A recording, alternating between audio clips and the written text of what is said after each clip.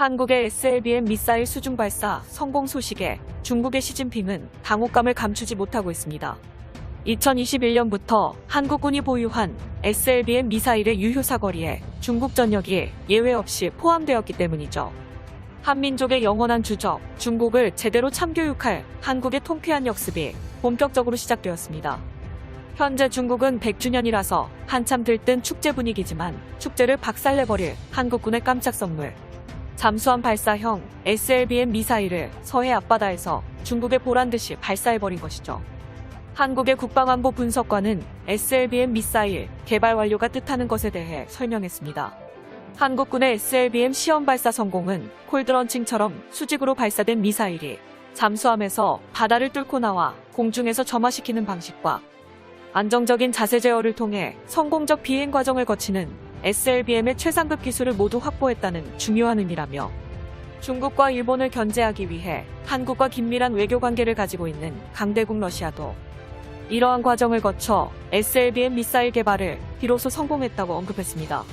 강대국 한국은 세계에서 8번째로 SLBM 미사일을 보유하는 데 성공해 세계를 주도하는 주요 강대국으로 역사에 기록될 것입니다. 한국의 영원한 주적인 일본과 중국의 위협에 맞서 시작된 SLBM 미사일 개발은 2000년대부터 시작해 약 20년 뒤 2021년 마침내 개발 완료가 공식적으로 선포되었고 현무 미사일의 기초 기술력을 활용한 SLBM 미사일의 완벽한 발사 시험을 다시 한번 각인시켰습니다. 도산 안창호급 잠수함의 미사일 발사대 성능을 포함해 직경 길이는 물론 발사대의 추력까지 동시에 향상. SLBM 개발 성공 후 세상에 등장한 현무 44 미사일의 사거리는 대한민국을 속박했던 미사일 사거리 제한 조약이 완전히 없어짐에 따라 사거리가 무려 3000km를 상회하며 현무 44의 탄두 중량은 3톤에서 4톤까지 탑재가 가능할 것으로 예상됩니다. 해군의 3000톤급 중형 잠수함 1번함인 도산 안창호함은 SLBM 발사관이 6개인 콜드런치 방식의 수직 발사대를 갖춘 것으로 알려졌으며 추가 개량을 통해 SLBM 미사일 발사관을 8개까지 확장시킬 계획을 가지고 있습니다. 과거부터 중국은 한국의 SLBM 미사일 개발에 대해 가장 많은 두려움과 우려를 나타냈습니다. 중국의 군사정보 커뮤니티 신화닷컴 측에서도 올해 안에 한국이 SLBM 탄도미사일을 완성할 것 같다는 보도를 게시한 바 있고 한국은 2020년부터 시작해 지상 발사 시설에서 SLBM 탄도미사일의 지상 발사 시험을 완료했으며 올해 한국군의 3000톤급 잠수함에서 수중 발사 시험까지 성공함에 따라 중국이 그렇게 우려했던 강대국 한국의 세계에서 8번째 SLBM 미사일 보유가 성공적으로 마무리된 것입니다. 한국에서 생산될 잠수함 발사형 SLBM 미사일은 앞서 소개했던 현무 44를 비롯해 사거리 추가 개량이 완료된 3000km급 현무 수리순항 미사일도 동시에 탑재가 가능합니다. 한국해군 보고서에 따르면 한국해군은 3000톤급 잠수함 세대와 함께 3600톤급 잠수함 세대, 4000톤급 잠수함 세대를 추가로 건조할 계획이며 6000톤급 SLBM 핵잠수함까지 계획되어 있습니다. 핵잠수함이 아닌 재래식 잠수함 부문에는 군사용 리튬 배터리가 장착된 차세대 잠수함이 건조됩니다.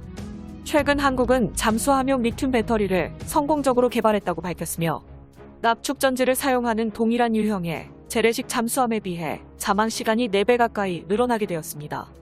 이로써 한국은 차세대 잠수함 배터리 제조국이라는 명성을 드높이고 한국산 무기 수출이라는 상업 부문에서 큰 파급 효과를 가져올 것으로 분석됩니다.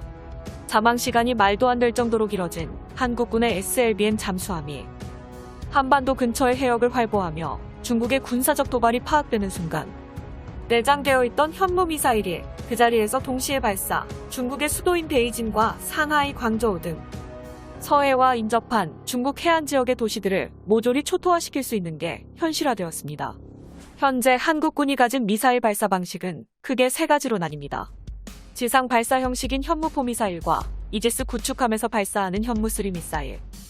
마지막으로 이번에 개발이 완료된 잠수함 발사형 SLBM 현무 44 미사일과 같이 1세트로 묶어서 육군, 공군, 해군, 현무 미사일을 대량 생산함과 동시에 대량 배치하는 순간 일본 열도 전역과 중국 대륙 전역을 사정권 안에 넣은 현무 미사일들을 한국군이 직접 전력화가 가능할 테고 일본과 중국처럼 방공기술이 열악해 현무 미사일을 방어하기가 힘든 국가들은 한국군 때문에 초대형 비상이 걸릴 것입니다.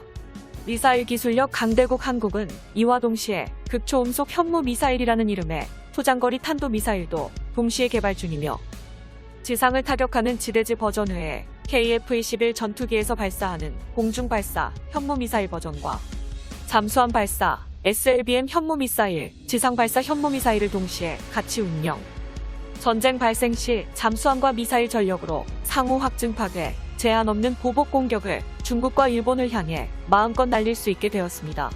강대국 한국의 SLBM 미사일 보유 소식에 중국 네티즌들은 당황하며 한국을 진심으로 두려워하고 있군요. 중국의 군사정보 커뮤니티 신화닷컴 군사탭에 올라온 중국 네티즌들의 댓글 반응을 번역해봤습니다.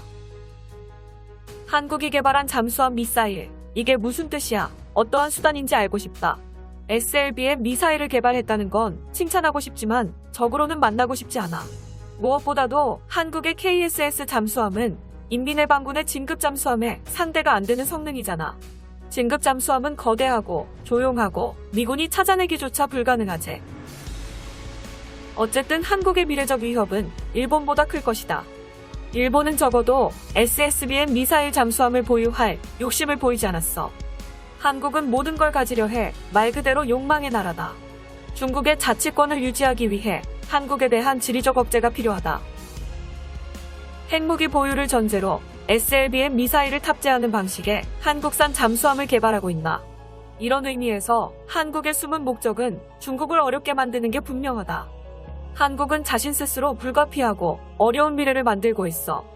순순히 중국에 항복하는 게 아니라 SLBM 개발처럼 저항 의사는 책임을 가지게 된다. 이제 책임을 치룰 때야. 중국은 진정한 무력과 문화의 힘을 한국에 보여주겠다. 농담이 아니야. 한국은 중국에 대한 저항 전쟁을 목적으로 SLBM을 보유하려고 한다. 지난 10년 동안 한국이 배치한 대부분의 새로운 장비들은 북한을 상대하기 너무 과분하고 중국에 대한 저항 용도다.